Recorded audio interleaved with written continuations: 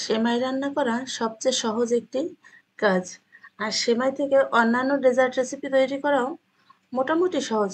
আমি আজকের আপনাদের দেখাবো 10 মিনিটে সেমাই দিয়ে একটা ডেজার্ট রেসিপি। সুপ্রিয় দর্শক, সেটা দেখতে হলে পুরো ভিডিওটা দেখতে হবে। এইচ কুকিং টিপ চ্যানেলে আপনাদের অনেক অনেক স্বাগত একটি ভিডিও দেখবার জন্য। আমি 1 প্যাকেট লাচ্ছা সেমাই নিয়ে নিয়েছি প্লেটে করে। দেখুন আমার এতটা লাচ্ছা সেমাই হয়েছে। লাচ্ছা সেমাই দিয়ে তৈরি করলে এই ডেজার্ট আইটেমটি অতি সুস্বাদু হয়। ঘরে বসে ঈদের দিনে আমি এই সেমাইটি তৈরি করেছিলাম।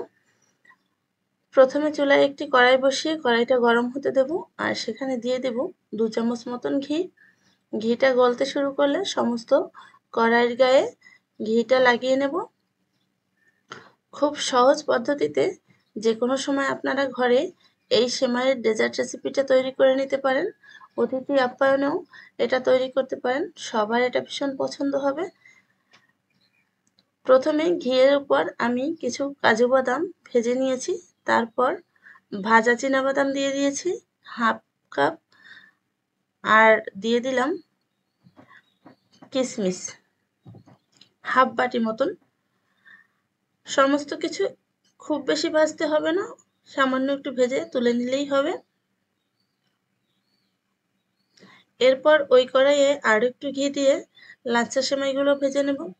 লাচ্ছা সেমাইগুলো মূলত ভাজাই থাকে, তারপর খুব বেশি ভাজতে হবে না। তবে এই রেসিপিটার জন্য একটু সেমাইটা ভেজে নিলে সুস্বাদু হয়। আমাদের ছোটবেলায় সবসময় একই রকমভাবে সেমাইয়ের ডেজার্ট তৈরি করা হতো দুধ চিনিতে জাল করে। এখন আমরা বিভিন্ন রকমভাবে সেমাইয়ের আইটেম তৈরি করে থাকি এবং সেগুলো সুস্বাদুও হয় বটে। সেমাইগুলো ভেজে নিয়ে একটু সুঘ্রাণের জন্য এলাচির গুঁড়ি দিয়ে দিলাম। অবশ্যই আপনারা চাইলে নাও দিতে পারেন, তবে ভীষণ সুঘ্রাণ ছড়ায় এটা। এরপরে দিয়ে দিতে হবে পরিমাণ মতন চিনি। আপনি এই ডেজার্ট আইটেমে কি পরিমাণ চিনি খাবেন সেই পরিমাণ চিনি দিয়ে একটু ভেজে নেবেন আবার সেমাইটা। দেখুন আমি এখানে 3 চামচ মতন চিনি দিয়েছি। সেমাইটা কিছুক্ষণ ভেজে নেওয়ার পর এখানে দিয়ে দেব কনডেন্স মিল্ক। এটাও আপনাদের পরিমাণ মতন দিবেন।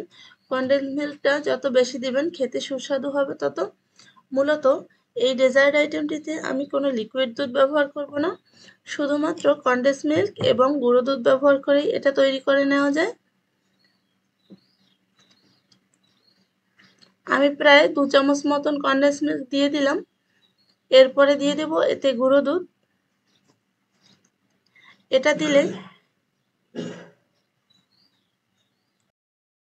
এটা শেপ দিতে খুব সহজ হয়।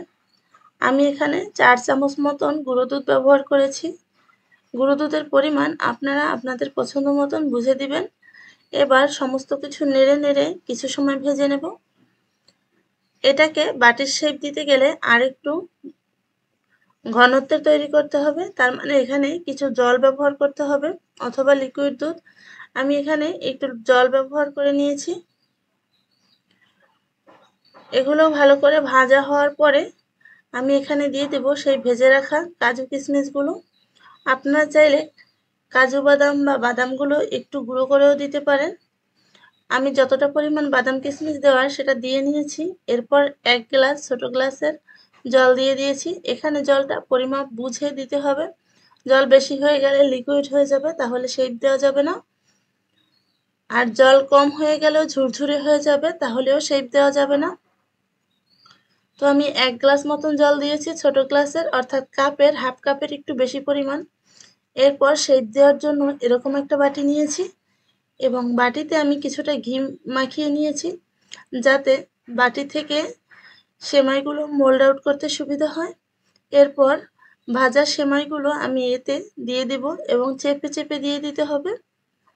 দেখুন আমি একটা তৈরি করে আপনাদেরকে দেখিয়ে দিচ্ছি কতটা সুন্দর হয়েছে এটা দেখতে। এটা দেখতে যেমন সুন্দর হয়েছিল, খেতে তো অসাধারণ হয়েছে। ঈদের দিনে আমি এটা বাড়িতে বানিয়েছিলাম এবং আরও এক ধরনের সেমাই আইটেম বানিয়েছিলাম। ভীষণ ভালো হয়েছিল বলে এটা আপনাদের সাথে আমি শেয়ার করছি। সবগুলো বানিয়ে নেওয়ার পরে উপর থেকে একটা একটা করে কাজু বাদাম দিয়ে দিয়েছি ডেকোরেশনের জন্য। আপনারা চাইলে যে কোনো বাদাম এখানে ব্যবহার করতে পারেন। তো আজকের ভিডিওটা যদি ভালো লেগে থাকে সাবস্ক্রাইব করে অবশ্যই পাশে থাকবেন। এতক্ষণ ধরে ভিডিওটা দেখার জন্য অনেক ধন্যবাদ। আজকের মতন বিদায় নিচ্ছি। টাটা।